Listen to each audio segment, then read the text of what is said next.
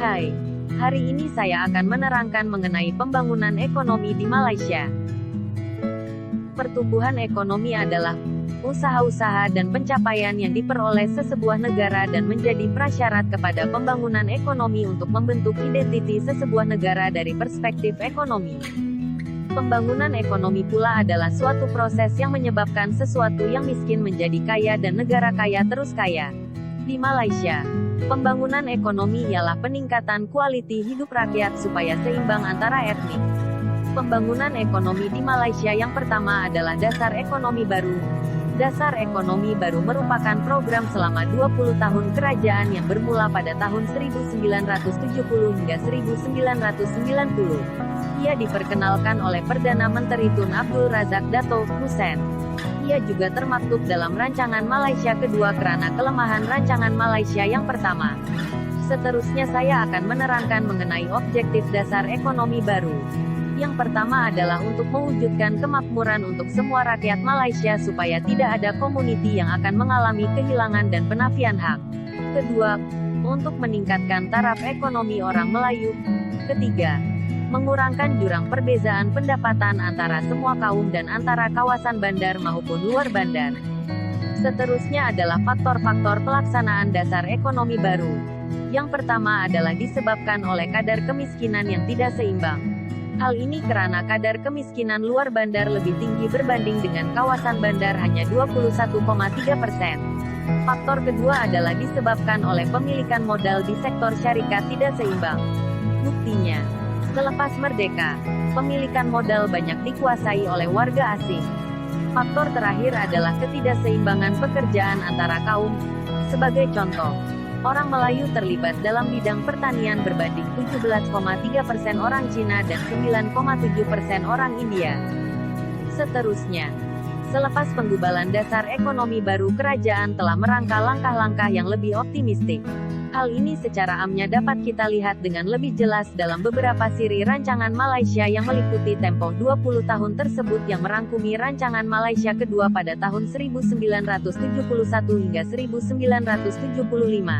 Kerajaan telah menjadikan sektor perkilangan sebagai sandaran utama dalam penyediaan peluang pekerjaan, peningkatan pendapatan, dan penyusunan semula masyarakat.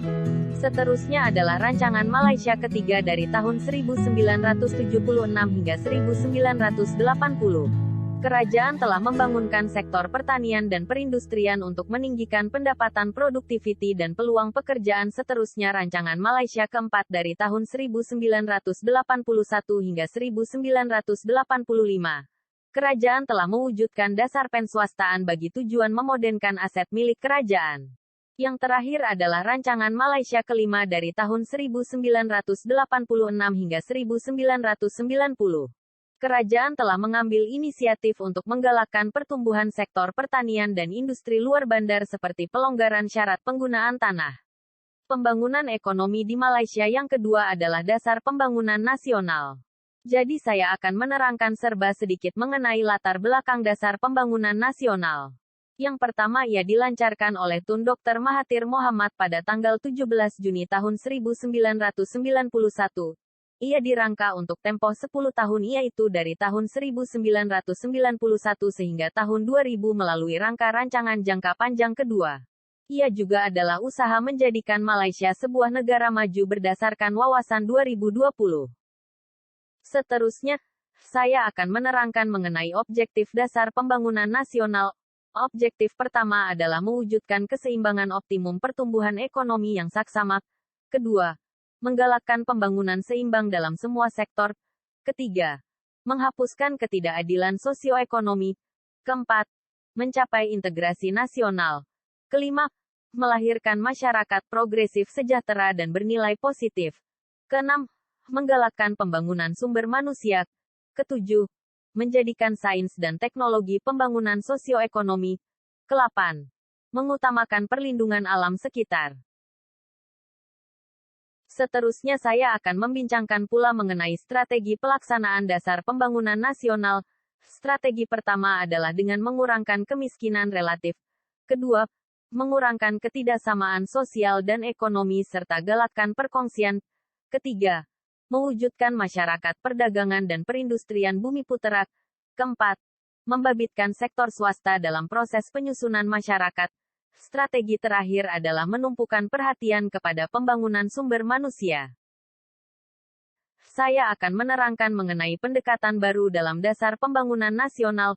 Pendekatan pertama yang dilaksanakan adalah menghasilkan pencapaian yang berkualiti dan berterusan dengan memberi penekanan kepada aspek pendidikan dan latihan. Pendekatan kedua adalah melalui persaingan dalam pasaran antara bangsa dengan meningkatkan daya tarikan pelabur dan pengusaha. Pendekatan ketiga adalah melalui wawasan 2020 dengan penyertaan semua kaum dalam pembangunan negara. Pendekatan keempat adalah dengan pembasmian kemiskinan, yaitu mensasarkan kemiskinan sebanyak 7,2% manakala pengangguran sebanyak 4% pada tahun 2000. Pendekatan kelima adalah memberikan tumpuan pembangunan wilayah khas di Sabah dan Sarawak. Pendekatan keenam dan yang terakhir adalah penyusunan semula masyarakat melalui penghapusan pengenalan kaum mengikut fungsi-fungsi ekonomi dan penyusunan semula hak milik. Pembangunan ekonomi di Malaysia yang ketiga ialah dasar wawasan negara. Pertama sekali, saya akan menerangkan pengenalan dasar wawasan negara. Dasar wawasan negara ini merupakan rangka rancangan jangka panjang ketiga. Seterusnya, ia juga menggabungkan teras kritikal dasar pembangunan yang lepas, yaitu dasar ekonomi baru dan dasar pembangunan nasional. Selain itu, dasar ini juga memberikan tumpuan terhadap peningkatan keutuhan dan daya saing negara. Seterusnya, bagi tujuan dasar wawasan negara ini ialah untuk meningkatkan kualiti pembangunan dan menjana pertumbuhan tinggi yang mampan supaya rakyat dapat menikmati kemakmuran. Terdapat beberapa dimensi baru dasar wawasan negara. Antaranya ialah membangunkan Malaysia sebagai sebuah negara yang mempunyai masyarakat berasaskan pengetahuan. Yang kedua, membasmi kemiskinan di kalangan kelompok kecil yang miskin. Dimensi baru dasar wawasan negara yang ketiga pula ialah menjadikan sektor pertanian, pembuatan dan perkhidmatan lebih dinamik. Seterusnya, saya akan terangkan pula tentang objektif dasar wawasan negara ini dilaksanakan. Yang pertama ialah untuk membina bangsa yang berdaya tahan. Kedua, bagi menggalakkan pewujudan masyarakat yang saksama melalui pembasmian kemiskinan. Selain itu, objektifnya adalah untuk mengekalkan pertumbuhan ekonomi yang tinggi.